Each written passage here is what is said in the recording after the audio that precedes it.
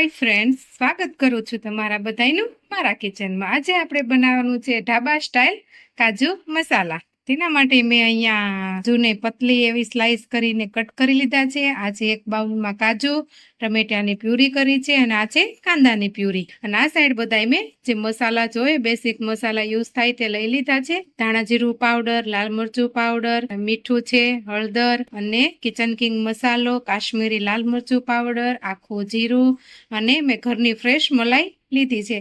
અને આ છે ખડા મસાલા। તે તમને મેં જે લીધા છે તે હું તે વઘાર કરીશ ત્યારે તમને હું જણાવી દઈશ। તો ચાલો હવે રેસીપી શરૂ કરીએ। આપણે સૌથી પહેલા જે આ કાંદા અને લસણ છે તેને બાફવાના છે। તેને મેં એક બાઉલમાં પહેલેથી જ પાણી લઈને ગરમ કરવા મૂકી દીધું હતું એક બાઉલમાં। હવે ત્યારબાદ આપણે તેમાં થોડા કાજુ એડ કરી દઈશું। 15 થી 20 નંગ જેટલા હું કાજુ એડ કરું છું।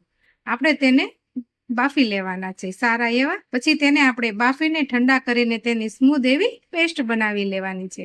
અડધી ટીસ્પૂન જેટલું મીઠું એડ કરી દઈશ। હવે આપણા કાજુ અને જે ડુંગળી આપણે બાફવા મૂકી હતી તે સારું બફાઈ ગયું છે। હવે આપણે તેને એક પ્લેટમાં બહાર લઈને ઠંડુ કરવા મૂકી દઈશું। પછી તેને આપણે તેની પેસ્ટ બનાવવાની છે। હવે આ મિશ્રણ જે આપણે બાફ્યું હતું તે ઠંડુ થઈ ગયું છે। તેને હું એક મિક્સર જારમાં લઈને આપણે તેની સ્મૂધ એવી પેસ્ટ બનાવી લઈશું।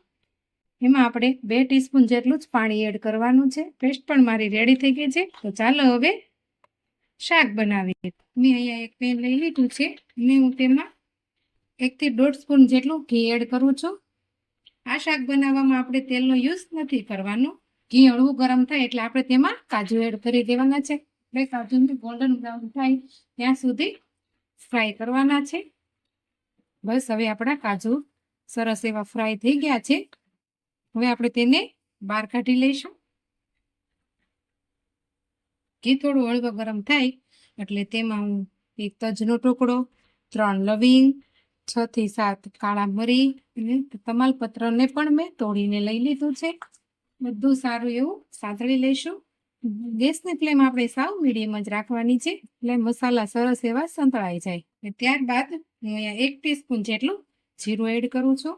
જીરું સારું એવું ફૂટી જાય પછી આપણે તેમાં અડધી ટીસ્પૂન હિંગ એડ કરી દઈશું। બધું બરોબર આપણે મિક્સ કરી લઈશું।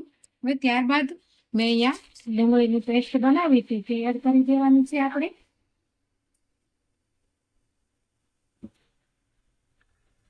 ગેસની ફ્લેમ તમારે સાવ મીડિયમ જ રાખવાની રહેશે। મેં 2 મીડિયમ સાઇઝની ડુંગળીને પ્યુરી કરી લીધી છે। ડુંગળી હળવી બ્રાઉન થઈ જાય ત્યાં સુધી આપણે તેને કૂક કરી લઈશું। ત્યારબાદ આપણે ટમેટાની પ્યુરી એડ કરી દઈશું। ડુંગળી બ્રાઉન કલરની થોડી થઈ ગઈ છે, હળવી કીધું મેં એ ટાઈપમાં। હવે તેમાં આપણે ટમેટાની પ્યુરી એડ કરી દઈશું। બધું બરોબર સારું એવું મિક્સ કરી લેવાનું છે। હવે આપણે બધા મસાલા એડ કરી દઈશું આમાં। સૌથી પહેલા આપણે સ્વાદ અનુસાર મીઠું, 2 ટીસ્પૂન ધાણા જીરા પાવડર, 1 ટીસ્પૂન હળદરનો પાવડર અને 1 ટીસ્પૂન જેટલો અત્યારે હું અહીંયા લાલ મરચાંનો પાવડર એડ કરું છું। બધું આપણે બરોબર હવે મિક્સ કરી લઈશું।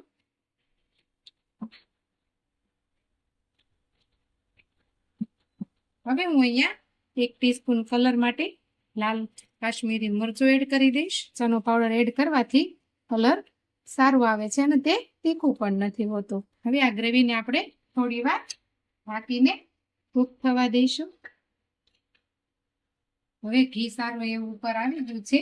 આ સ્ટેજમાં આપણે જે આ કાંદાની અને જે કાજુની પેસ્ટ બનાવી હતી તે એડ કરી દઈશું। થોડુંક પાણી પણ એડ કરી દઈશું। બધું આપણે બરોબર મિક્સ કરી લેવાનું છે સારું। ગ્રેવીને પતલી કરવા માટે હું અહીંયા પાછું થોડું અડધો કપ જેટલું પાણી એડ કરીશ અને જ્યાં સુધી ઘી છૂટું ન પડે ત્યાં સુધી આપણે તેને કૂક કરી લેવાનું છે। ફરીવાર હું તેને ઢાંકીને કૂક કરવા દઈશ। હવે આ સ્ટેજમાં હું 1 ચપટી જેટલી ખાંડ એડ કરી દઈશ। હવે 5 થી 7 મિનિટ પછી ગ્રેવી સરસ કૂક થઈ ગઈ છે। હવે આપણે તેમાં જે ફ્રાય કરેલા કાજુ છે તે એડ કરી દઈશું। એમાં અને ત્યારબાદ હું અહીંયા ઘરની જે ફ્રેશ મલાઈ છે તે એડ કરું છું.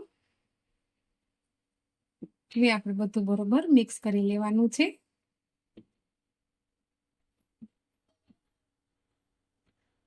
હવે આપણું પંજાબી એવું શાક કાજુ મસાલા બનીને રેડી થઈ ગયું છે. ઘી પણ ઉપર આવી ગયું છે. હવે આપણે ગેસની ફ્લેમ બંધ કરીને લીલા ધાણા વડે હું તેને ગાર્નિશ કરી લઈશ.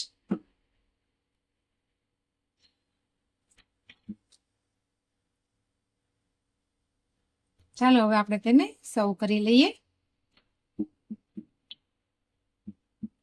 હું અહીંયા મેં એક પ્લેટ લઈ લીધી છે સર્વિંગ બાઉલમાં. તેમાં હું શાક એડ કરી દઈશ.